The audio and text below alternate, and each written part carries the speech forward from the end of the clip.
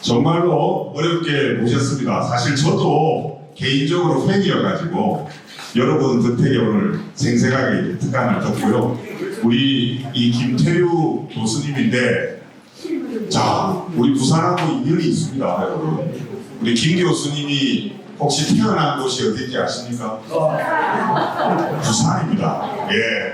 그래서 그거 이제 직접 제가 말씀하도록 하고요. 자, 오늘 우리 북극항로 개통과 거점항로 확보, 부산의 마지막 기회.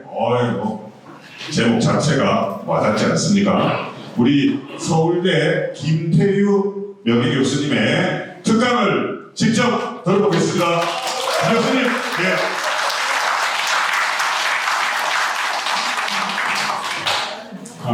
감사합니다.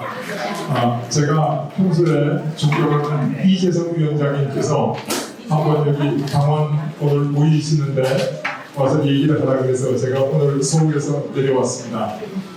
저는 서울대학교 명예교수 김태유입니다.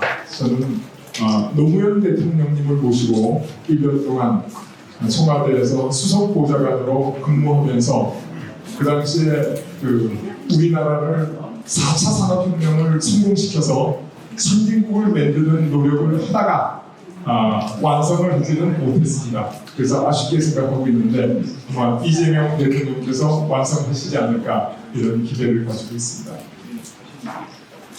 여기 여러분들 오늘 부산의 마지막 기회 이렇게 말씀드렸는데 어쩌면 이게 부산의 마지막 기회가 아니라 대한민국의 마지막 기회일지도 모릅니다.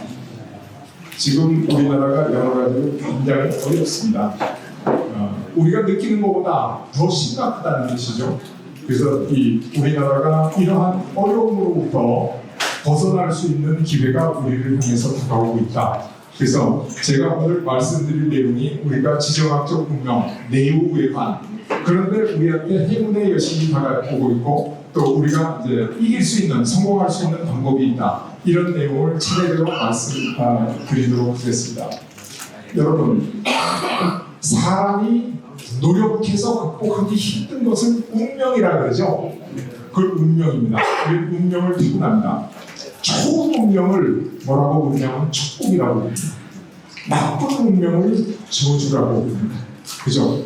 그런데 우리는 연안국의 운명을 타고났다. 연안국이 뭐냐면 바다와 육지 사이에 놓여있는 데를 연안이라고 합니다. 연안국.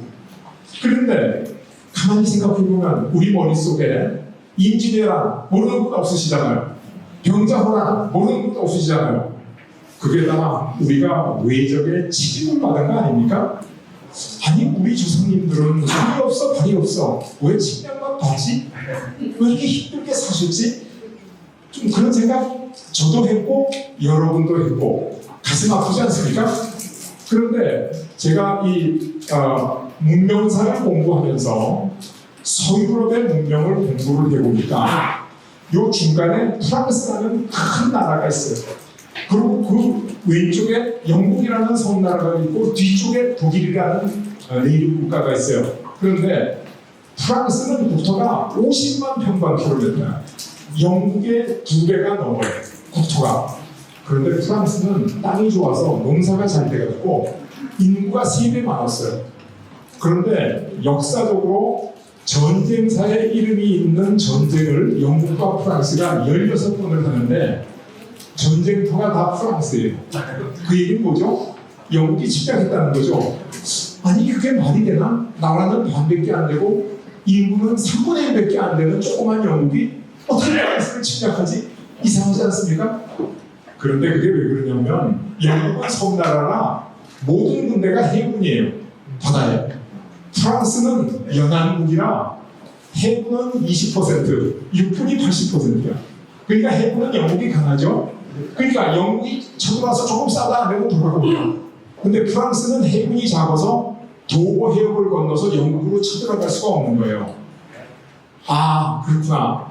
연안국은 힘이 없어서가 아니라 섬나라한테 침략을 받을 수밖에 없다. 그런데 이 프랑스 뒤에 어떤 나라가 있냐면 독일이라는 나라가 있는데 독일이 프랑스보다 작아요. 한 4분의 2밖에 안 돼. 근데 독일이 세계제 1차 대전 때도 프랑스를 침략하고 세계제 2차 대전 때도 침략해요. 아니 조그만 독일이 어떻게 프랑스를 침략하지? 근데 독일은 요 옆에 폴란드, 오스트리아, 체코, 슬로바키아 이런 조그만 나라가 여러 개 있어요. 이 나라들하고 싸워가지고 합쳐서 덩치가 커지고 힘이 세지면 프랑스 쪽으로 밀고 내려오는 거예요.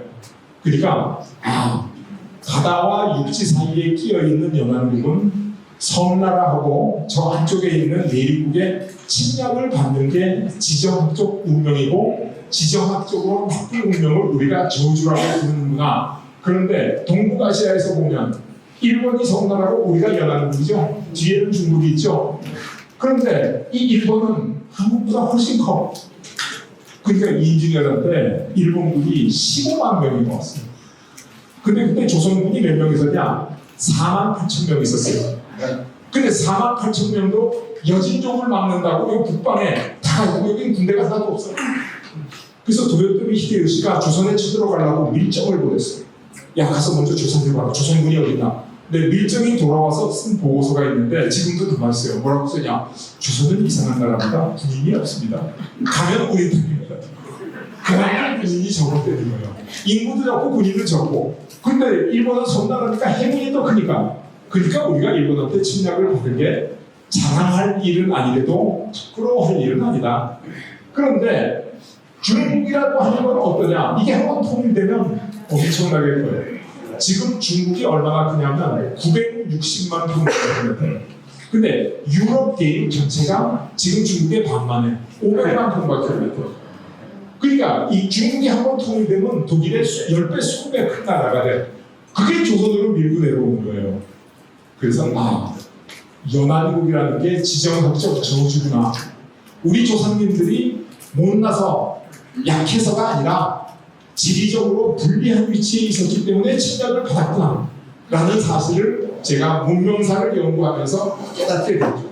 그래서 이 연안국이지만 아무리 강한 나라라도 이제 농업사회가 아니고 산업사회가 오면 달라지느냐. 근데 농업사회의 경제성장을 점점 정치합니다. 왜냐하면 할아버지가 쌀 10가마 생산해서 먹고 사시면 아버지도 10가마, 아들도 10가마, 손자도 10가마 계속 똑같아요. 그러니까 우리나라 국민소득 보면 조선시대나 고려시대나 신라시대나 비슷해요. 외국도 다 마찬가지예요. 농사짓는 나라는. 근데 산업하는 나라, 산업혁명이 일어나서 산업국은 이 생산함수라는 게 기술이 발전하니까 점점 올라가가지고 경제가 어떻게 성장하면 가속학적으로 성장해요. 경제가. 그래서 산업사회의 경장은 가속적으로 성장해요. 이 농업사회의 성장은 감속한다가 국제적으로 유명한 그 학술지의 논문 한 편이에요. 굉장히 오래된. 요게 또 논문 한 편이에요. 그래서 요 감속하는 사회와 가속하는 사회가 이 세상을 설명하는 아주 기본 척추, 사람으로 따르는 등뼈 이런 거거든요. 근데 이 농업사회에서는 원교 근공 많이 들어보셨죠? 원교 근공이 뭐냐? 가까이 있는 나라는 싸우고 멀리 있는 나라하고 친구를 맺고. 왜? 가까이 있는 나라하고 싸우면 적의 적은 친구 아니에요. 그죠? 옆 나라가 적인데 적의 적은 친구죠. 그래서 원교, 멀리 있는 나라하고 가까운 나라하고 협공을 해서 싸워야 돼. 그죠? 근데 우리는 일본 밖에 나라가 하나도 없어. 그러니까 일본하고는 싸워서 근공관계에 있는데 원교할 나라가 없는 거예요. 그죠? 중국 넘어 다른 나라도 없어. 그러니까 우리 조선님들은 운이 나빠도 되게 나빴어요. 연안국에다가 싸울 이웃은 있는데 원교, 동맹 맺을 나라가 아예 없는 거예요. 근데 이게 산업사회를 넘어오면서 원교 근공이 보안과 경쟁으로 바뀌는데 지금 우리나라가 일본하고도 티격태격 하잖아요. 독도다보다. 그죠? 중국하고도 뭐 지금 바다에다가 중국인이 뭐 구조물을 설치한다 뭐 어쩌고 저쩌고 해서 또 티격태격이잖아요. 그런데 이게 경쟁 관계거든요. 그러니까 농업사회의 근본 관계는 산업사회의 경쟁 관계예요. 그래서 우리가 한국 자동차가 잘 팔리면 일본 자동차 안 팔리잖아요. 일본 자동차가 잘 팔리면 중국 자동차 안 팔리잖아요. 여기 치열한 경쟁 관계에 있는데 과거에 우리 조선시대에는 원교할 나라가 없었는데 지금은 원조할 나라가 생겼어. 그 나라가 어디냐? 미국하고 러시아예요. 미국하고 러시아. 이건 뒤에 가서 다시 말씀드릴 텐데, 그래서 우리가 이 연안국의 저주, 몇십 년 동안 침략받아온 저주에서부터 벗어나려고 그러면 한국과 미국과 러시아가 힘을 합쳐야 된다. 한국과 미국과 러시아가. 그래서 한중일의 경쟁을 기획하고 한미러의 그 보완을 기획하면 우리가 천년 혹은 지정학적 저주에서 벗어날 수 있다가, 제가 첫 번째 드리는 에피소드인데, 제가 대학교에서 강의할 때는 이거 가지고 한 달 강의했어요. 근데 여러분한테는 제가 와서 지금 몇 분 동안 이거 강의 다 마친 겁니다. 여러분 이거 다 이해하실 수 있잖아요. 그죠? 여러분들은 아주 수준이 높으신 분들이니까. 두 번째가 뭐냐면, 우리는 변방국의 저주를 받았어요. 왜냐하면 장사를 해도 길가에서 장사를 하면 장사 잘 되잖아요. 근데 산속에 오솔길에 가가지고 장사하면 사람 없는데 뭐가 되겠어요? 안 되잖아요. 근데 인류 문명의 큰 길이 뭐냐면, 이 진나라의 장안이라는 데서부터 여러분 들어보셨죠? 비단길, 실크로드, 초원길을 따라서 로마로 가는 거예요. 그러니까 모든 그 번영은 요 비단길 안에 있는 거예요. 근데 우리는 비단길을 밖으로 딱 벗어나 있잖아요. 그러니까 장사가 잘 안 되는 거예요. 그러니까 중심국으로 못 된 거예요. 그런데 비단길 시대가 지나가고, 그 다음에 어떤 시대가 왔냐면 향신료 시대가 왔어요. 그래서 인도네시아에서 스파이스 아일랜드라고 향신료 제도라는 게 있어요. 여기서 뭐가 나냐면 후추, 정향, 육두구, 이거 저 음식점에 가면 후추 뿌려 먹는 거, 그게 같은 후추인데 이 당시에는 후추가 얼마나 비쌌냐면 블랙 골드, 그래서 금값이었어요. 금보다 더 비쌌어요. 후추가. 실제로 역사에 다 나왔어요. 근수를 달아서 금보다 더 비싸. 그리고 이 당시에 베니스 같은 데서는 후추 한 파운드 400g을 주면 여자 노예를 하나 살 수 있었어요. 그 정도로 비싼 게 후추였어요. 왜냐하면 그때는 냉장고도 없고 그래가지고 고기 같은데 후추 뿌려 놓으면 이게 잘 상하지 않아요. 그래서 이게 원래 그 향신료, 방부제로도 쓰고 그랬는데, 어쨌든 이 향신료가 아라비아를 지나가면서 아라비안 나이트 들어보셨죠? 술탄의 궁전, 그 아름다우냐, 이게 전부 향신료의 도움에서 나온 그 유치인에서.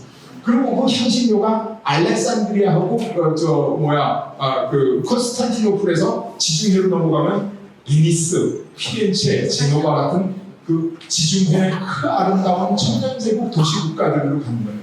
그러니까 이 향신료를 가지고 전부 돈을 벌어서 부자 나라들은 전부 여기 있는데, 우리나라는 멀리 떨어져 있어가지고 향신료 냄새도 못 맡았어요. 그리고 세상이 발전한 거예요. 그러고 나서 어떻게 됐냐면, 이제 영국의 그 스페인에서 콜럼버스가 신대륙을 발견해가지고 설탕 무역이 생기고, 그 다음에 포르투갈에서 희망봉을 돌아서 인도로 와가지고 여기 면직물 무역이 생기고, 그래서 설탕 무역하고 면직물 무역을 산업혁명이 일어나서 농업국가가 산업국가로 바뀌었는데, 우리는 멀리 있어서 소식도 못 들었어요. 그러니까 우리 조상님들이 장군 할아버지께서 땅 보는 재주가 없으셔가지고 정말 나쁜 땅을 치고, 이 땅에서 우리 조상들이 애쓰고 살았는데, 그 외놈한테 침략받고 때놈한테 침략받고, 주변에 길은 안 나고 산속에 묻혀가지고, 이게 우리가 가지고 있었던 수천 년의 지정학적 저주라는 거예요. 그래서 왜 우리나라는 세계 G급인 국가가 못 돼봤냐? 우리 조상님들이 못나서 그런 게 아니라 운이 나빴다. 이건 뭐 분명한 사실이에요. 그래서 이게 우리가 변방국의 운명인데, 이게 북극 항로가 개통이 되면서 중심국가로 바뀌게 생겼어요. 여러분들이 카페 차렸는데 그 오솔길에서 손님이 한 명밖에 안 오는 팔이 날리는 데 있었는데, 옆에 엄청나게 큰 길이 있는 거예요. 그럼 어떻게 되겠어요? 대박 나는 거죠, 이제. 이제부터는 좋은 길만 있는 거죠. 그래서 이 북극 항로라는 항로가 이제 북쪽에서 내려와서 한반도, 대한해역 저기 싹 스쳐가는 데가 어디예요? 부산이죠. 여기 지나가게 되는 거예요. 그럼 북극 항로 지금까지 없었는 게 어떻게 생겼어? 저게 굉장히 좋은 항로인데 북쪽이 얼어가지고 올 수가 없었어요. 배가 못 가잖아요, 얼면. 그래서 북극 항로 개척하려고 서양 사람들이 노력을 굉장히 많이 했는데 결국 개척 못하고 실패했어요. 근데 지금 지구온난화, 날씨가 덥잖아요. 자꾸 더워져가지고 저게 이제 녹기 시작합니다. 그래서 지금도 1년에 한 6, 7개월은 다도가 있어요. 겨울에는 얼어. 근데 조금 있으면 겨울에도 안 온다는 거예요. 지구가 더 따뜻해지면. 그래서 만약에 이 북극 항로가 지금 있는 세상의 큰 길, 옛날에 비단길, 다음에 향신료 루트, 다음에 대서양 루트, 다음에 큰 길이 되면 어떻게 되냐? 우리가 이 부산, 울산, 경남 이 지역에다가 거점 항구를 만들면 우리가 완전히 대박 난다는 거예요. 그러니까 당근 할아버지가 이 땅에 자리 잡은 이래 최초로 대박 날 기회가 왔다. 정말 큰 기회가 온 거예요. 정말로 좋은 기회가 온 거예요. 그래서 만약에 그렇게 된다 그러면 우리가 어떻게 되냐? 옛날에 스페인 제국의 세비야, 네덜란드의 로테르담, 영국의 런던을 잇는 대한민국의 본점이 된다.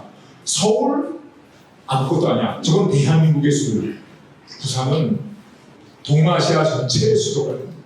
그러니까 훨씬 더 크게 발전할 거다. 이게 제가 학자로서 정말 진지하게 평생 연구하는 생각입니다.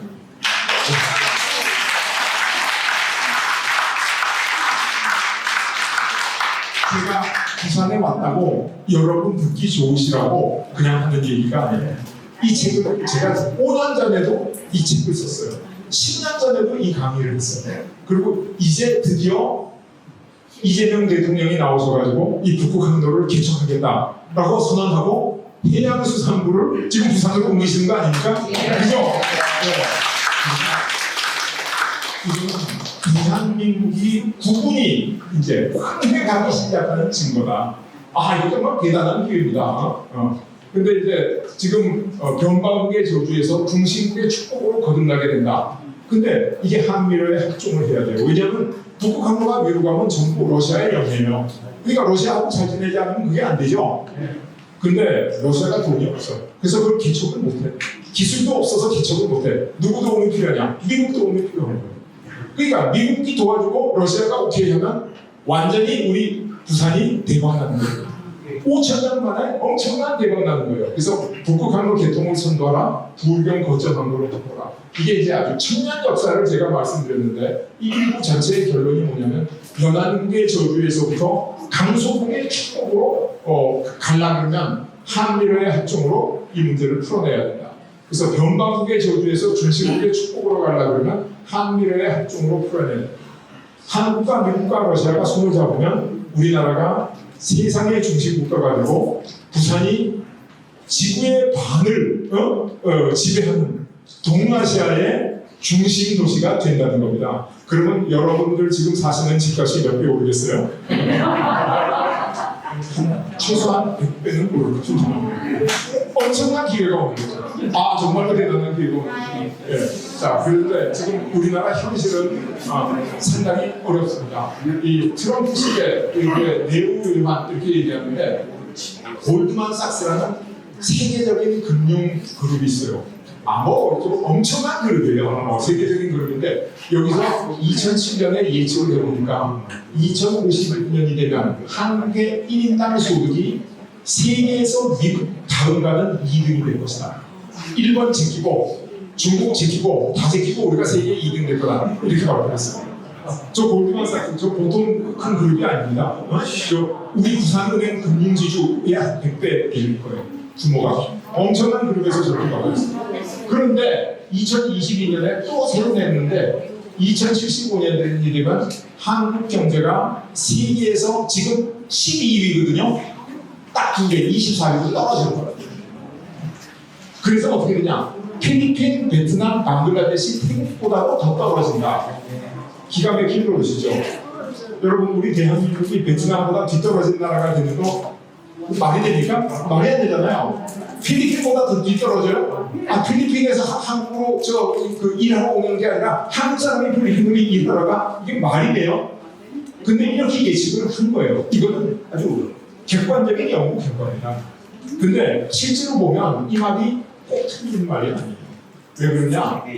세계 2위 해야 될 나라가 24위가 된 게 왜 그러냐? 이게 우리나라의 경제 성장률인데 경제 성장률이 이 무빙 에버리지라고 평균을 해볼 것 같으면 지난 30년 동안 매 대통령 임기마다가 평균 1%씩 계속 떨어지고 있는 거예요. 한 번도 올라간 적이 없어. 여러분 중에 어떤 분들은 무슨 소리야? 우리나라 국민소득이 10,000불 됐고 20,000불 됐고 30,000불 됐는데 경제 성장률이 왜 떨어져? 그렇게 생각하시는 분이 있는데 그거는 경제 성장이고 경제 성장률은 떨어지고 있는 거예요. 경제 성장률이 떨어지면 어떻게 되죠? 작년에는 월급이 30만 원 올랐어. 올해는 20만 원 올랐어. 내년에는 10만 원 올랐어. 그러면 오르기는 오르라고 경제는 돌아가는 거죠. 이게 사실입니다. 이게 아주 객관적인 사실이에요. 그러니까 우리가 지금 경제가 어렵다. 그런데 지금 한국이 깊은 병에 걸렸잖아요. 여러분 병원에서 뭐 피를 토했네, 뭐 가슴이 많이 아프네. 병원 가보면 폐암 사기입니다. 이제 얼마 안 남았습니다. 이 고치는 약도 없습니다. 이렇게 되는 거예요. 우리가 그 직전까지 와 있어요. 대한민국 경제가. 그러니까 심각하죠. 가슴 아픈 일입니다. 이거는 우리가 아니라고 부정해서는 안 되는 객관적인 사실이에요. 이게 우리 경제 현황입니다. 그런데 그 다음에 우리가 또 현실적으로는 5개나 되는 엄청난 위기에 처해 있어요. 5대 위기 이렇게 부르는데 그 5대 위기가 뭐냐면 양안 전쟁 이렇게 되는데 우리가 지금 많이 쓰고 있는 항로가 이제 남쪽으로 내려가 가지고 말라카 해역을 지나서 이렇게 지나가는 항로거든요. 근데 지금 남중국해에서 중국하고 대만이 전쟁을 하려고 해요. 그걸 양안 전쟁이라고 해요. 전쟁 터질지도 몰라. 그럼 막혀. 그 다음에 중국하고 필리핀, 중국하고 베트남이 또 영토 분쟁을 하고 있어요. 그 전쟁하면 또 막혀. 지금 밑에 있는 말라카 해역은 지금 적체가 돼가지고 배가 많이 못 지나가요. 기다려야 돼요. 거기다가 저 중동 쪽으로 가면 호르무스 해협에 이란이 저거 지금 막느냐 마느냐 대단하잖아요. 폭격하고 또 예멘이 홍해에 폭격하고 스웨즈구나 한번 막히면 그래서 이 남쪽 항로가 완전히 막힐 지경이에요. 굉장히 위험해. 어느 한 군데서라도 한 가지 사건만 터져도 남쪽 항로가 딱 막혀. 그죠?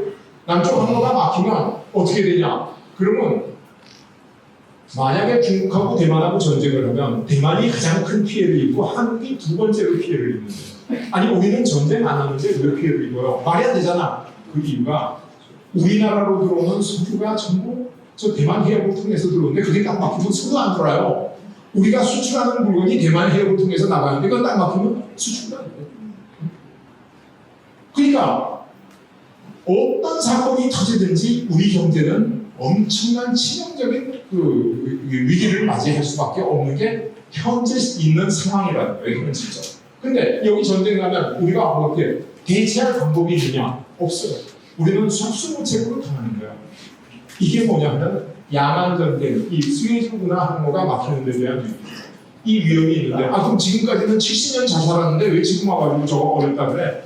70년 동안 괜찮았잖아 과거에. 70년 동안 왜 괜찮았냐? 미국이 저기를 딱 지켜줬어요.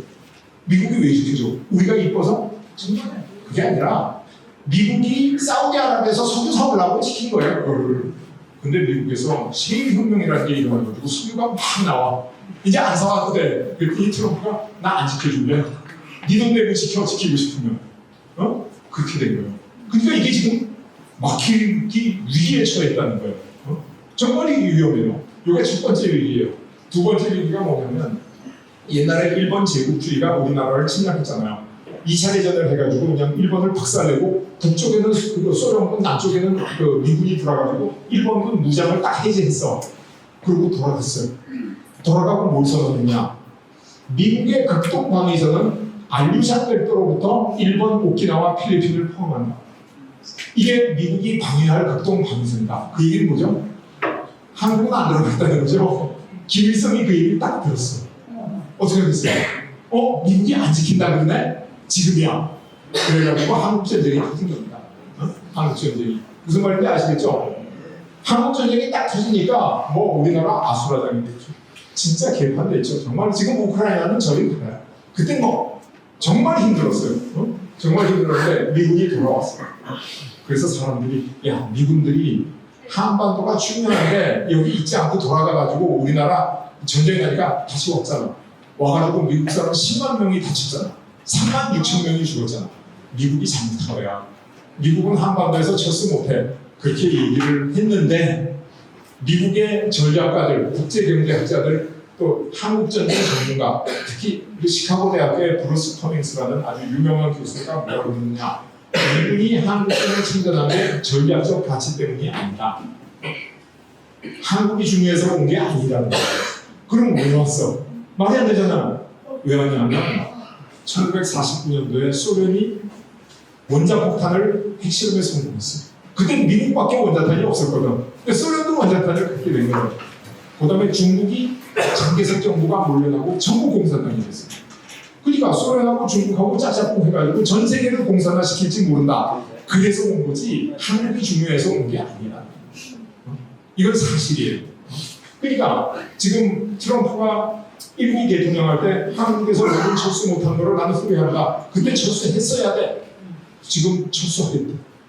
그래서 외신에서 보면 4만 5천 명 철수설부터 시작해가지고 1만 명 남겨놓고 1만 8천 명 철수설 이 두 개가 지금 돌아다니고 있는데 철수할 가능성이 상당히 완전 철수는 안 해도 일부는 철수할 가능성이 틀림없어.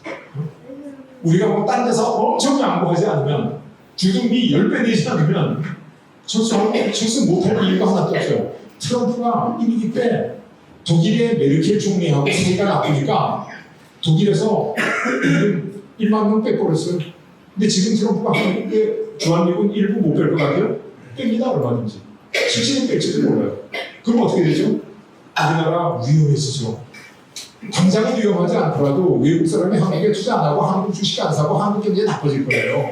그런데 이 트럼프의 미군 철수에 대해서 우리가 대응할 수 있는 레버리지 이렇게 얘기해요. 지렛대 대응할 수 있는 방안이 있느냐? 없어요. 이게 우리 현실이에요. 거기다가 여러분 이거 옛날 사진 많이 보셨죠? 김정은하고 트럼프하고 회담하는 거. 근데 요즘 보면 우크라이나하고 러시아하고 전쟁하는데 평화회담할 때 트럼프하고 푸틴하고 우크라이나 젤렌스키 빼놓고 하잖아요. 그죠? 젤렌스키 진짜 불쌍하잖아요. 그거 끼기도 못하고 우리가 그렇게 불쌍하다니까 여기 못 끼고 있잖아요. 지금 또 트럼프가 김정은하고 회담하는데 한국도 그냥 끼워줄 거냐? 지금 상태로는 안 끼워줘. 그러니까 우리가 그만큼 지금 불쌍한 처지예요. 왜? 북한은 핵이 있기 때문에 즉 핵이 있는데 우리는 북한 핵에 대응할 수 있는 대응 방식이 있느냐? 없어요. 실제로 없습니다. 거기다가 중국이 우리 손으로 뽑은 문재인 대통령 중국 갔는데 시장 통해서 밥 먹게 내버려 둔 거예요. 대접도 세계 홍보를 했어요. 이거는 국가의 수치예요. 미국이 우리를 그렇게 대하는 거는 그건 정말 예의도 아니고 몰상식이야. 이건 뭐 국가와 국가 관계가 아니에요. 기본 같아서는 문재인 대통령 그냥 싹 돌아와 버려야지. 근데 꾹꾹 참으셨어요. 어쨌든. 그리고 나서 사드 사태 때 한국 롯데마트 군중들이 가서 다 때려 부쉈는데 경찰이 공안들이 하나도 도와주지도 않았어요. 그래서 롯데마트 99개나 있던 거 다 헐값에 중국 사람한테 다 그냥 넘기고 그냥 다 철수했어요. 그러니까 그리고 뭐 한한경례 해가지고 한국 연예인들 이거 전문 출연 금지하고 중국에서 현대자동차 제일 잘 나가는데 지금 아무도 안 팔려. 현대자동차 갤럭시 우리 스마트폰 중국에서 잘 팔렸는데 지금 아무도 안 써. 그러니까 중국은 한국에 대해서 자기 마음대로 해. 좋을 때도 자기 마음대로 해. 나쁠 때도 자기 마음대로 해. 중국이 우리를 이 대등한 이웃 국가로 보고 있느냐? 안 그렇다는 얘기예요. 그러니까 중국의 이 일방적인 행동에 대해서 우리가 대응할 수 있는 힘이나 방법이 있느냐? 이것도 없어. 이것도 없어. 거기다가 지난 윤석열 정부에서 일본한테 얼마나 잘했어요. 우리 너희 못된 짓 옛날에 한 거 우리가 눈 감아줄 테니까 잘 지내자. 그랬더니 어떻게 했냐? 우리는 다 해보고 했는데 일본은 군마현에 있던 한인 징용 위령비 싹 때려 부숴가지고 쓰레기를 치워버렸어요. 싹 청소해버렸어요. 사도광산이랑 그 군함도 이거 유네스코에 올리는데 한국 사람을 강제 징집해서 못된 짓 했다는 거 쓰기로 했는데 하나도 안 쓰고 그냥 다 올렸어요. 일본은 후쿠시마 원자 핵 폐기수 바다에 버리는데 우리가 그거 다 맞췄어요. 우리는 너무너무 잘해줬는데 일본은 하나도 약속을 안 지켰어요. 그리고 군사문서 교과서에다가 독도 넣고 타케시마 일본 땅 이거 계속 쓰고 있어 지금. 그러니까 이 일본 우리 이 아베는 죽어버렸지만 아베의 이 망령들이 중동하는 데 대해서 우리가 대응할 수 있는 힘이나 논리가 있느냐 이것도 없어. 그러니까 지금 생각하면 정말 안타까운 거야. 양안 전쟁에 대한 레버리지 없어. 주한미군 철수에 대한 레버리지 없어. 북미 협상에 대한 레버리지 없어. 한중 관계에 대한 레버리지 없어. 한일 관계에 대한 레버리지도 없어. 이게 나라예요? 우리 갈 수 있는 게 아무것도 없는데? 정말 화나는 일 아니에요? 정말 이렇게 화나는데 제가 여러분들 화나시게 하려고 이 자리에 와가지고 서울에서부터 기차 타고 3시간 이 얘기 하느냐? 그거 아니죠. 이거를 우리가 해결할 수 있는 방법이 있기 때문에 왔다. 그게 뭐냐면 북극항과 러시아. 북극항과 러시아. 그래서 이걸 해군의 열쇠 이렇게 보죠. 여러분, 북극항로가 개통이 되면 어떻게 되냐? 남쪽의 바다가 지금 막힐 위험이 망한 전쟁, 영토 분쟁, 말라카이어 수입이 엄청 많아. 막혀? 그러면 북극항으로 가면 되는 거 아니에요? 그러니까 다른 길이 터져 있는데, 그러니까 우리 경제가 안전해진다. 그러니까 북극항로가 열린다는 것은 우리한테 엄청난 축복이죠. 저 위에 저기가 얼어가지고 못 가는데 지금 녹아서 갈 수 있다는 거예요. 북극항로만 개통될 것 같으면 지금 정말 그래요. 그 다음에 유럽에서 러시아가 우크라이나하고 전쟁을 했어. 여러분 잘 아시잖아요. 그죠? 전쟁을 심각하게 해가지고 이제 러시아 사람들이 100만 명이 죽거나 다쳤어요. 죽은 사람을 우리가 추측한 거에 대한 한 30만 명이 죽었다. 30만 명이 죽었대요. 그리고 다친 사람이 70만 명이래요. 그러니까 전쟁 끝나도 화해가 되겠어요? 내 형제가 죽었는데? 우리 삼촌이 죽었는데? 그게 아니죠. 그러니까 이제 러시아는 어떻게 해야 되냐면 동쪽으로 와야 돼. 아시아 국가. 동쪽으로 오면 제일 먼저 만나는 나라가 중국 아니에요. 그죠? 근데 지금 전쟁한다고 중국하고 러시아가 짝짝꿍하고 난리가 났어요. 그래서 러시아가 석유를 값싸게 중국한테 팔고 중국이 돈 주고 그래가지고 지금 전쟁 잘하고 있어요. 근데 중국하고 러시아는 사이가 굉장히 나빠요. 왜 나쁘냐? 러시아는 땅이 큰데 인구가 1억 4천만. 중국은 땅이 러시아의 반보다 조금 커. 60% 되는데 인구가 10배 14. 그러니까 중국 사람들이 슬슬 걸어 들어가면 러시아가 다 중국 땅 되는 거예요. 러시아 사람들이 그걸 알아요. 거기다가 지금 동쪽에 연해주라고 들어보셨죠? 블라디보스톡이라고 한 도시. 요 연해주하고 블라디보스톡을 아편 전쟁 때 러시아가 청나라한테 뺏었어요. 아편 전쟁을. 영국은 홍콩을 뺏고 러시아는 연해주를 뺏었어요. 근데 영국은 뺏을 때 문서에 뭐라고 썼냐면 99년간 빌려가겠다. 그렇게 썼어요. 그러니까 지금 99년 지났으니까 돌려줘. 그래서 돌려줘. 근데 러시아 사람들은 북극곰 같은 음흉한 사람들 아니에요. 99년 이런 거 안 써놨어요. 안 돌려주는 거예요. 안 돌려주는 거예요. 그러니까 중국 사람들이 생각할 때, 야, 홍콩도 돌려받았는데 왜 연해주도 내놔? 러시아는 절대로 내놓을 생각이 없는 거예요. 무슨 말인지 알 수 있죠? 그래서 러시아하고 중국은 미래의 주적 관계가 될 거다. 그 다음에 러시아가 중국 아니면 일본하고 협력해야 되는데, 일본 사람들은 일본의 요시다 쇼이라고 그 우익의 아주 그 영수가 있는데, 이 사람이 저 북쪽에 있는 캄차카 오우츠크 지금 러시아가 관할하고 있는 땅 사안이 다 일본 땅이다. 그거 책에다 다 써놨어요, 옛날에. 그러니까 러시아 사람들이 보면 기도 안 차잖아요. 다 우리 땅이고 지금 전망하고 있는데 그 일본 땅이라고 다 써놓은 거야.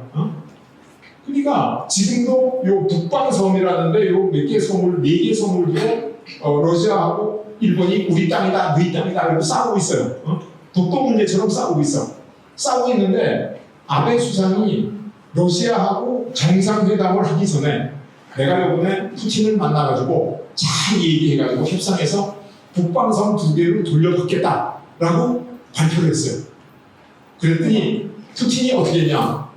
신문 기자들을 또 딱 모아놓고 일본에서 선물 받은 개야 이게. 우리 진돗개보다 좀 커요. 아키라견이라는 개인데 요 개를 데리고 나와서 앉아! 이러서 이걸 막 시키는 거예요.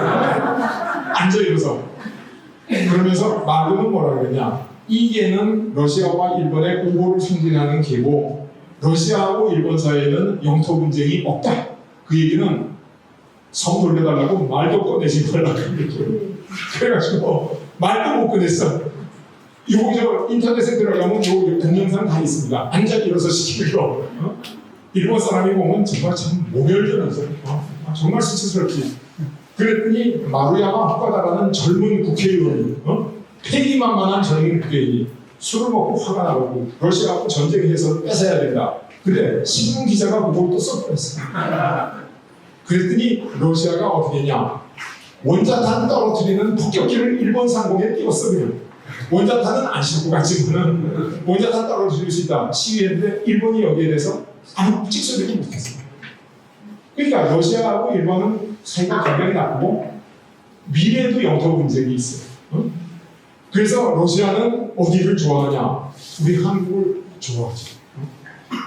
러시아를 보면 러시아의 학자는 독도는 한국 땅이라고 계속 주장하고 있어요. 그래서 러시아의 모든 문서 이런 데 전부 독도는 한국 땅이라고 써 있어요.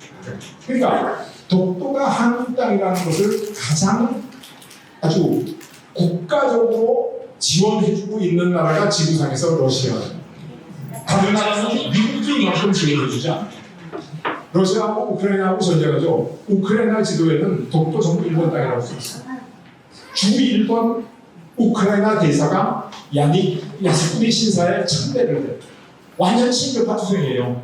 근데 우리나라 사람이 너무 착해가지고 우크라이나 침략받는데 불쌍한데 돈 보내준다고 돈도 많이 보내주고 어떤 사람은 거기 의용군으로 가서 싸워주는 사람도 있었는데 그 사람들이 참 안타까운 게 착한 사람인데 무식한 사람이에요.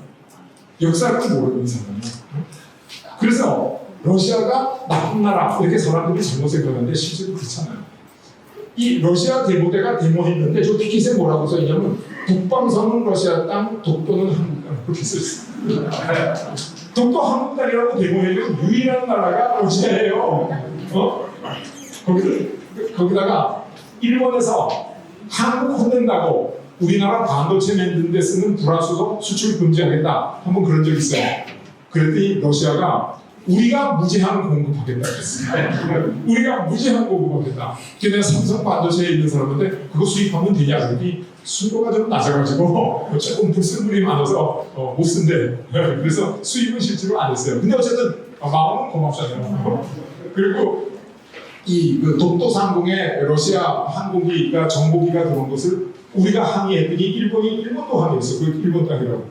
근데 러시아가 한국한테 사과하고 일본한테 사과 안 했어. 그러니까 모든 면에서 러시아는 한국에 대해서 확고한 지지를 합니다. 근데 이게 보면 우리가 좋아하는 백인국가 프랑스, 호주, 미국, 영국, 독일 같은 나라 있잖아요. 여러분 여행도 가보시고 좋은 나라 아니에요. 한국하고 설린 우호관계 있는 나라. 이 나라 국민들한테 국가 호감도를 조사해보면 너 어느 나라 좋아하냐?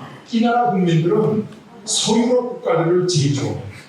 영국도 좋아하고 스위스도 좋아하고 오스트리아도 좋아하고 포르투갈도 좋아하고 서유럽의 백인 국가를 그 다음에 동유럽 백인 국가를 좋아해요. 그 다음에 일본을 좋아해요. 한국은 그 밑에 있어요. 예외가 없어요. 그러니까 이 나라 우리가 좋아하는 이 백인 국가 국민들이 국가에 대해서 좋아하는데 한국에 대한 호감도는 중간 이하다. 무슨 말인지 아시겠죠? 그런데 유일하게 러시아만 한국에 대한 호감도가 1등이에요. 백인 국가가 한국을 저렇게 좋아해요. 그래서 어떤 사람은 한국의 초코파이가 너무 맛있어서 그렇다. 도시락 라면이 너무 맛있어서 그렇다. 그런데 뭐 여러 가지 이유가 있지만 러시아가 한국 사람한테 굉장히 우호적이에요. 한국 사람의 피를 가진 순수 한국인 혈통을 가진 사람이 외국에 가서 국가적인 그 영웅 이런 걸로 존중받아본 일이 지구상에서 없습니다. 한 번도 딱 한 번 있는데 그 나라가 어디냐? 러시아예요. 러시아에 빅토르 초이라고 우리가 고려인 이렇게 부르죠. 옛날에 북한도 같은데 살다가 중앙아시아나 러시아로 가는 빅토르 초이는 순수한 한국 사람이에요. 한국말은 잘 못해. 러시아에 살아가지고. 근데 이게 락 가수예요. 근데 인기가 지금 BTS 저리 가요.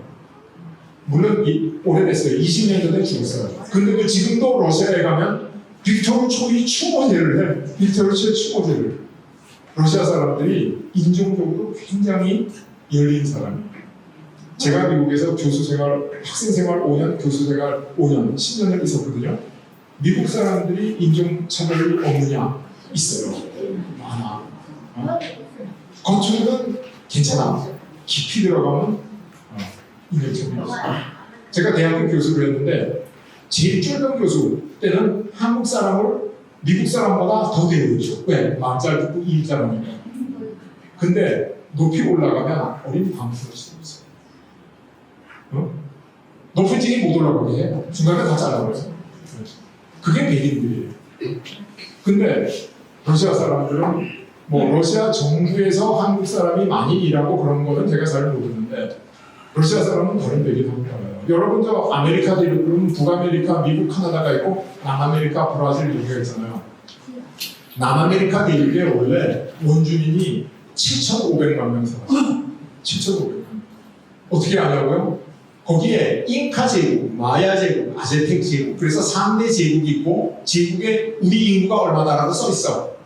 그러니까 7,500만인 줄 알죠. 스페인 사람들이 가가지고 7천만이 죽었어. 다 죽었어. 그 책을 여러분 잘 아시는 제로드 다이아몬드라는 사람이 쓴 총균세라는 책이에요. 총 맞아 죽고 병 걸려 죽고 칼 맞아 죽고. 그래서 7,500만 중에 7천만이 죽고 나머지 500만하고 혼혈이 돼서 강간하고 막 그래가지고 그 지금 남미의 그 인디오를 형성하고 그게 백인이에요. 북미에는 누가 갔죠? 영국이 갔죠? 영국이 가서 어떻게 되냐? 북미에는 인구가 몇 명 있었는지 아무도 몰라. 통계가 없어요. 큰 나라가 없고 아파치, 코만치, 나바호, 이로코이, 수, 뭐 엄청나게 많은 인디안 부족들이 있었어요. 그러니까 인구가 몇 명인지 모르지. 그런데 이제 추측을 하는 사람들을 보면 적게 추측하는 사람은 500만, 크게 추측하는 사람은 9천만이 살았대. 근데 백인들이 가가지고 싹 다 죽였어. 없어. 미국 여행 가가지고 그 아메리카 원주민 인디안 찾아보세요. 중국 사람 있고 한국 사람은 있어도 원주민이 없어. 원주민 찾으려면 인디안 리저베이션이라고 정말 산속에 몹쓸 땅이 있어요. 거기 찾아가면 원주민이 있는데 대부분 비만병이나 알코올 중독자가 있어. 그러니까 영국 사람들이 완전 인종 청소부터 해가지고 이 황인종, 우리하고 비슷해요. 이 DNA도 가까워. 싹 다 죽여버렸어. 근데 러시아는 동쪽으로 시베리아를 점령하면서 원주민하고 전쟁에서 죽이고 살린 적은 많이 있는데 인종 청소를 하나도 안 했어. 대량 살상을. 그래서 지금도 저 북쪽에 야쿠츠라는 지역이 있어요. 사하공화국. 어? 거기 가면 그 공화국 대통령을 원주민이에요. 그리고 그 공화국에는 북극해가 녹으면 우리 독립한다 그렇게 써 있어요. 제가 직접 보고 다니는데 사진으로 봤어요. 그러니까 러시아 사람들은 백인임에도 불구하고 황인종에 대해서 굉장히 마음이 열려 있는 사람이에요. 우리는 미국 사람, 영국 사람, 프랑스 사람 착하고 러시아 사람들은 좀 북극곰처럼 무시무시하고 못되고 안 그래요. 실제로 우리가 러시아를 오해하고 있는 거예요. 러시아 사람들이 정말로 좋아하고 존경하는 국가적인 그 시인, 문호가 있어요. 푸시킨이 알죠? 우리나라 교과서에 나오잖아요. 삶이 그대를 죽이더라도 슬퍼하고 난 좋아하지만 그게 푸시킨인데 푸시킨 추상화 보셨어요? 흑인이에요. 푸시킨. 완전 흑인은 아닌데 4분의 1 흑인인데 얼굴도 까맣고 머리도 검고 그 보면 누구나 흑인인 줄 알아. 그래도 러시아 사람들이 그렇게 사랑해. 빅터블청의 실도 그렇게 사랑해. 그러니까 러시아에 대해서 우리가 오해하면 안 된다. 이제 제가 그런 얘기를 하고 있는 거예요. 근데 이제 그 러시아 우크라이나 전쟁이 터지면서 푸틴이 우리나라한테 계속 경고를 해. 왜 자꾸 경고를 해요? 세계 나라 많은데 한국 꼭 집어서 경고해요. 그거는 나 너하고 친하고 싶은데 너 나한테 자꾸 적대시하지 마라 그런 뜻이에요. 거기다가 푸틴은 이 러시아 제국의 황제 같은 사람 아니에요? 그러니까 외국의 대사 수준한테 존경하는이라는 명칭을 안 써. 그냥. 근데 외신의 보도에 의하면 푸틴이 유일하게 한국 대사님만 존경하는 대사님으로 했다. 그 사람들이 깜짝 놀라가지고 신문에 냈어요. 존경하는 대사님. 왜 한국 사람 그렇게 존경해요? 한국한테 호감이 있는 거야? 뭘 잘해보고 싶은 거야? 그래서 푸틴이 지금 북한에 가가지고 무기 얻어오고 군대도 지금 데려오고 그랬잖아요. 근데 푸틴이 북한에 가기 직전에 외신 기자회견을 해가지고 뭐라 그러냐? 우리는 한국하고 관계 개선을 하고 싶고 한국이 러시아한테 살상 무기를 지원하지 않는 데 대해서 높이 평가한다. 북한 가기 전에 북한에 무기 얻으러 가기 전에 왜 저런 얘기를 해요? 이상하잖아요. 내가 지금 비록 급해서 북한에 가는데 북한하고 잘 지내는 게 목적이 아니라 한국하고 잘 지내고 싶다. 그 얘기를 하고 있는 거예요. 푸틴은 개인적으로 보면 나쁜 사람인지도 몰라. 아주 냉혹한이고 자기 정적 있으면 박살내서 죽여버리고 막 그런지도 모르는데 미래를 보면 세계의 지도자인 것은 푸틴이 하는 행동이거든요. 저거 보세요. 푸틴이 왜 저런 짓을 하냐? 우크라이나하고 전쟁이 끝나면 유럽 국가하고는 이제 다 원수가 지잖아요. 응? 사이가 나빠지잖아요. 그럼 동쪽으로 와야 되죠. 그런데 중국은 미래의 주적이지. 이러면 하고는 영토 분쟁이 있지. 한국하고 전쟁을 지고 있습니다. 한국을 파트너로 생각하는 거예요. 푸틴이 한국을 특별히 이뻐서 그러는 것도 있을 수 있어요. 왜냐하면 분쟁이 하나도 없으니까. 역사적인 앙금이 없었으니까. 거기다가 한국은 남북한 합쳐도 인구가 7천만이에요. 남한 5천만, 북한 2천만. 러시아는 1억 4천만. 한국이 아무리 커져도 러시아한테 위협이 안 되는 거예요. 그러니까 한국은 막 키워도 돼. 러시아한테 위협이 안 되니까. 이걸 아는 거예요. 근데 대한민국의 역대 지도자들 중에 푸틴만한 수준의 식견을 가진 사람이 없었어요. 안타까운 일이죠. 그래서 푸틴이 지금도 뭐 만들고 있냐? 원자력 쇄빙선을 만들고 있어요. 쇄빙선이 뭐 어렵게 되는 되죠? 왜? 전쟁만 끝나면 북극 항로를 통해서 동쪽으로 와야 되니까. 이거 만들고 있어요. 폭탄 안 만들고 이거 만들고 있어. 전쟁 끝나면 경제가 굉장히 나빠집니다. 그러면 그걸 벗어나기 위해서는 빨리 협력을 해야 되는데 중국하고 협력하려니까 내키지 않아. 일본하고 협력도 안 내켜. 한국하고 해야 되는데 그래서 쇄빙선 만들었는데 한국의 지도자가 완전히 이 세계 정세를 이해를 못하고 우크라이나다가 살상무기를 막 보내려 그러는 거야. 그러니까 푸틴이 보니까 속이 터지는 거죠. 안타까운 거야. 그래서 정말 저렇게 된 거예요. 그래서 푸틴은 한국에 대해서 엄청난 호감을 가지고 있다. 그리고 이 전쟁이 끝나면 우리만 마음 먹으면 러시아하고 협력해서 앞에 말씀드린 한미일의 협정이 가능하다라는 게 이제 제 주장이에요. 근데 왜 이게 그러냐? 아니 자꾸 한미라고 그러는데 여기 어떤 분들은 그런 생각이 드실 거예요. 아니 한중일은 들어봤는데 한미로는 난 난생 처음 듣는데 중국하고 일본하고 형제 옆에 있는데 잘 지내야 될 거 아니야? 이렇게 생각하시는데 지금 중국은 어떠냐? 우리나라가 하는 첨단 산업 거의 다 뺏어갔어. 디스플레이 우리 세계에서 1위 하는데 다 뺏어갔어. 조선 우리가 세계 시장 석권하고 있었는데 지금 60% 중국이 다 가져갔어. 지금 자동차, 배터리 지금 중국이 다 하고 있어요. 우리가 반도체 D램 조금 더 하고 있는데 요거 뺏기는 건 시간 문제예요. 그러니까 한국하고 중국하고는 치열한 경쟁 관계고 경쟁 관계는 적대 관계예요. 이길지 아니면 지는 거야. 일본도 마찬가지야. 일본도 우리가 경험 사실은 일본이 하고 있고 우리가 많이 뺐었지. 일본이 지금 반격하려고 난리가 났어요.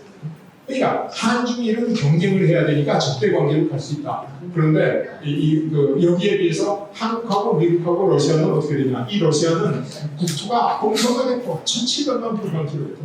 원자탄 세계에서 제일 많아요. 미국보다 많아. 석유 제일 많이 수출할 수 있어. 가스 제일 많이 수출할 수 있어. 우라늄 제일 많이 수출할 수 있어.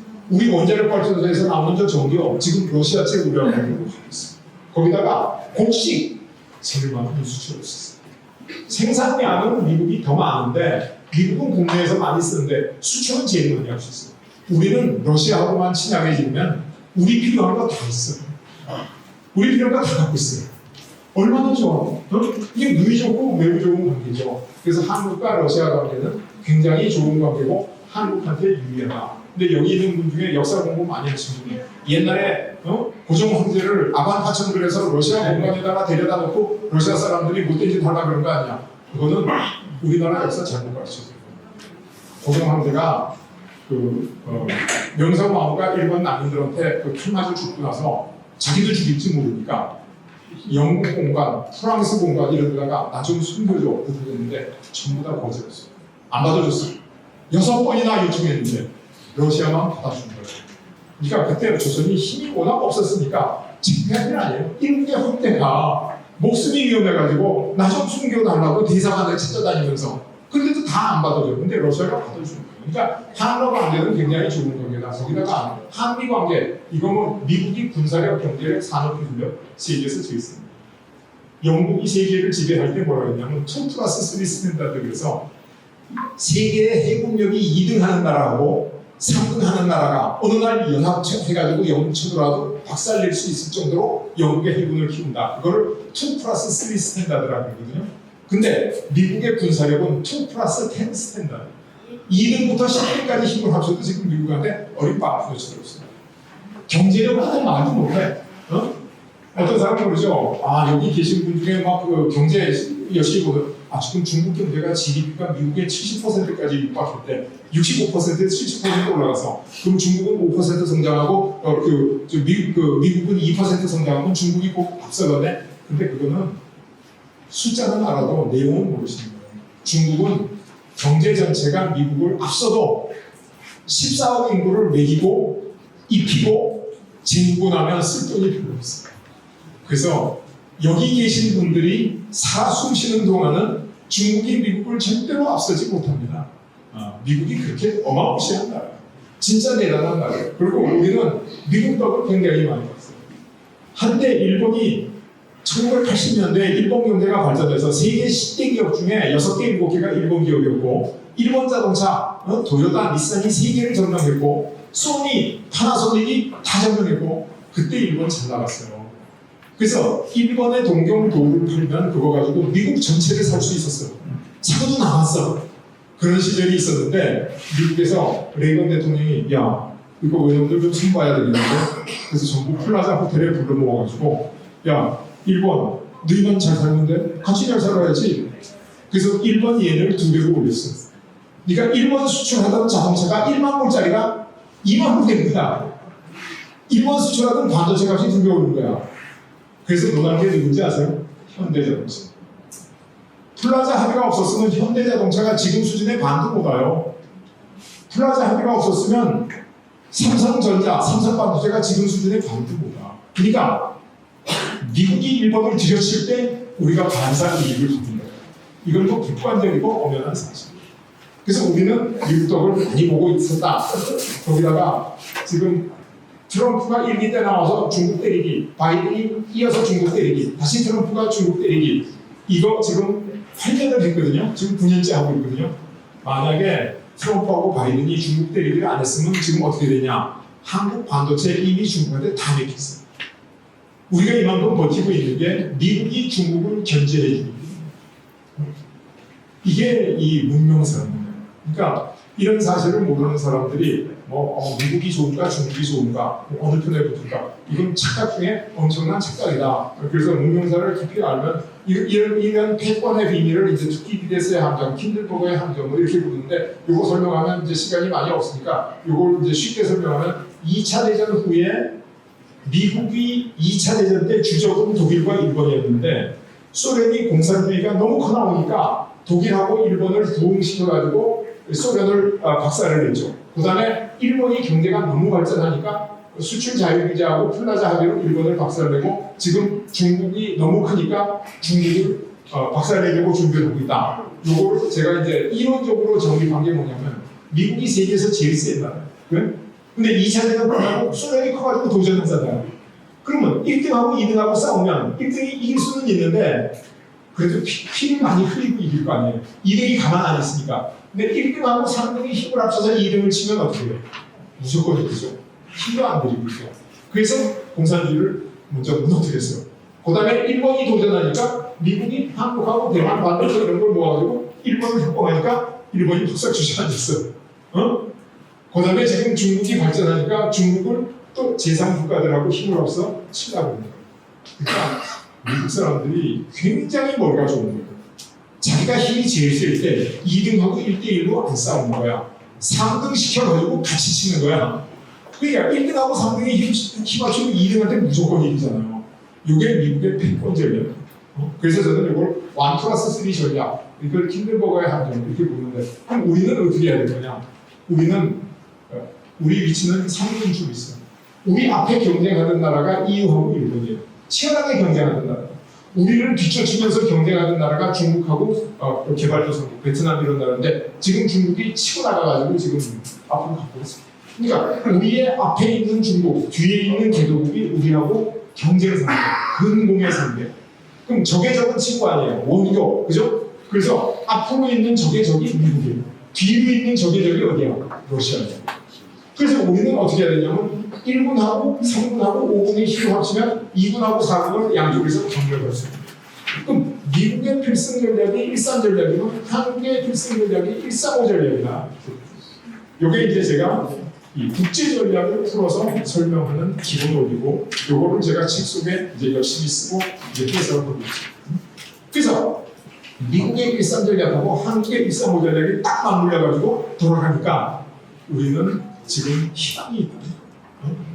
그래서 한미라의 합종이 가능하다는 겁니다.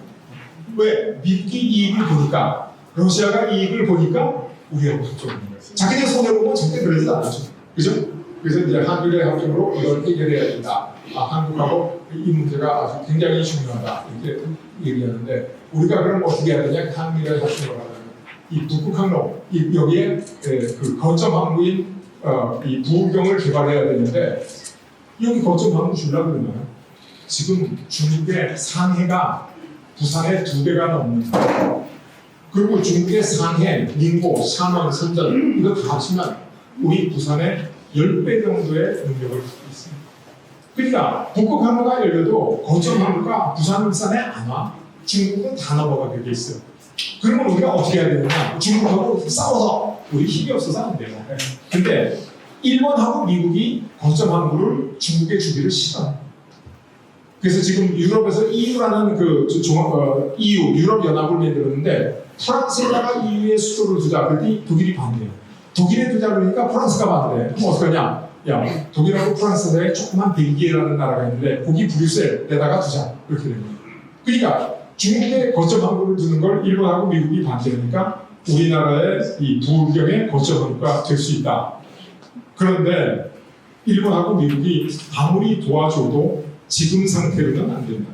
여러분 너무 잘 아시잖아요. 지금 부산에 빈집투성이잖아. 젊은이들이 다 떠나고 있잖아. 이대로 방치하면 거점 항구 절대로 안 와요. 올 수가 없어. 와도 못 받아 우리가. 그러니까 어떻게 되냐? 우리가 국가적인 역량을 총집결해가지고 부울경을 살려야 돼. 그럼 부산 사람 좋으라고 살리냐? 울산 사람 좋으라고 살리냐? 그게 아니라 대한민국을 살리려면 부울경을 먼저 살려야 되지 대한민국이 살아남기. 예.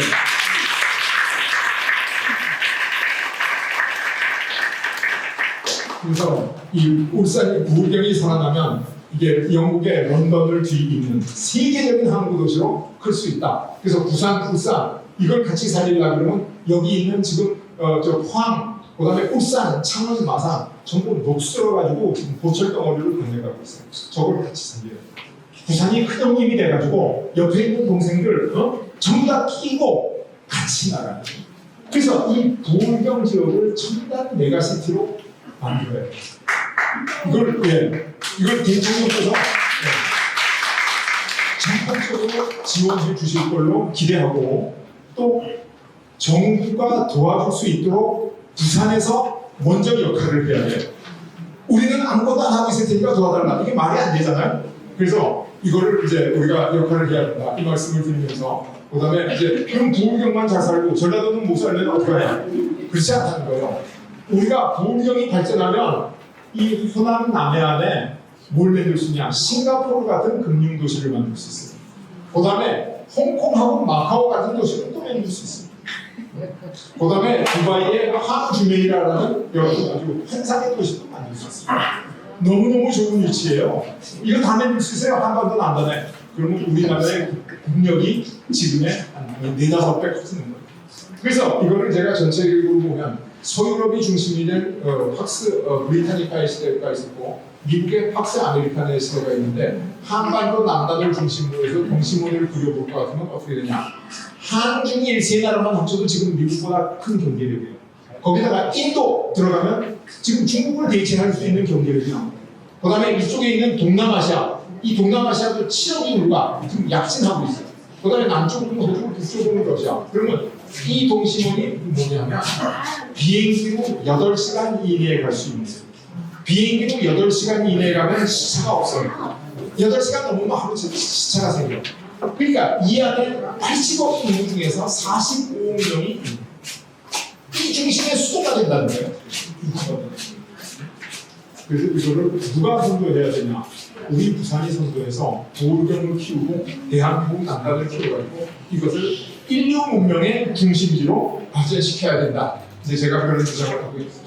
그래서 만약에 우리 한반도가 북극항로를 선점하고 북극항로를 개척하면 우리 지정학적 저주, 제가 말씀드린 천년의 저주, 변방국의 저주 이거 다 해결돼요. 그다음에 제가 말씀드린 5대 위기 이거 다 해결된다. 이걸 다 할 수 있다. 진짜 대단한 기회예요. 이 기회가 당분이 이 땅에 자리 잡은 기회, 몇천 년 만에 처음 온 기회. 이거를 우리가 잡지 못하고 놓치면 죽어서 조상님들을 볼 명목이에요. 그렇지 않습니까? 그리고 앞으로 이 땅에 수천 년 살아갈 우리 후손들한테 죄를 지는 거예요. 너희 힘들게 살아라 이거예요. 잘 살지 못하고. 그래서 제가 이제 마지막으로 말씀드리는 게 이걸 하려면 어떻게 되냐? 빨리 해야 된다. 왜 빨리 해야 되냐? 이 한국과 러시아의 보안 관계가 얼마 갈 거냐? 러시아와 우크라이나 전쟁이 끝나고 1년 이내에 이 관계를 우리가 확립하지 못하면 러시아가 급하니까 중국이나 일본하고 협력하면 러시아가 갖고 있는 그 엄청난 석유가스 자원이 중국이나 일본으로 다 가고 우리한테 남아요. 한 번 저 석유가스는 파이프 놓고 시추하고 그러면 30년, 50년, 100년 가요. 새로 할 수가 없어. 그렇잖아요? 이 부산시에도 중심 대로가 있으면 그 주변이 계속 번영하지 저 뒷길은 역시 뒷길이 됩니다. 그래서 러시아와 우크라이나 전쟁이 끝나는 1년 이내에 빨리 우리가 러시아와 협력 관계를 트지 않으면 안 된다는 거예요.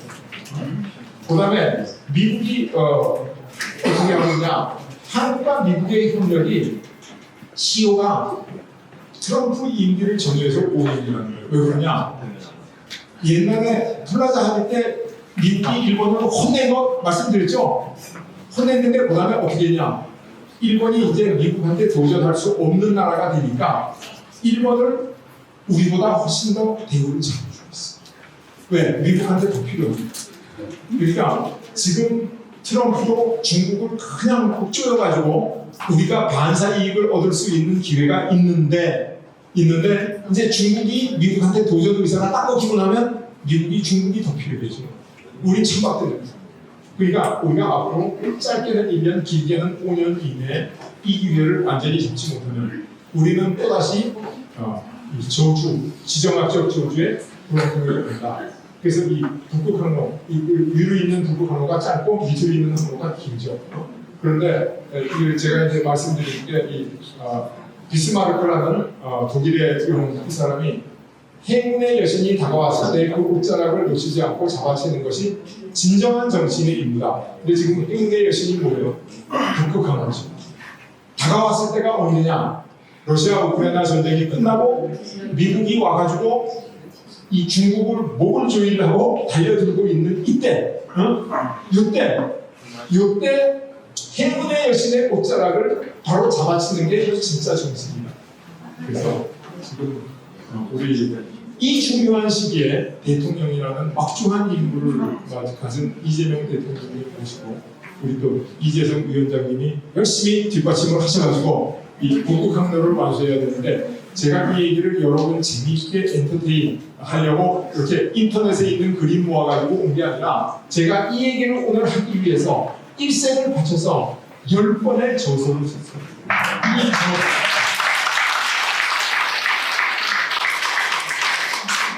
저서에 나온 연구 결과 중에 가장 보람있고 가장 가치 있고 가장 시급한 거, 그것을 우리 이재성 위원장님과 이재명 대통령이 모시고 함께 해야 되겠다. 그래서 오늘 이 자리에 왔습니다. 여러분 감사합니다.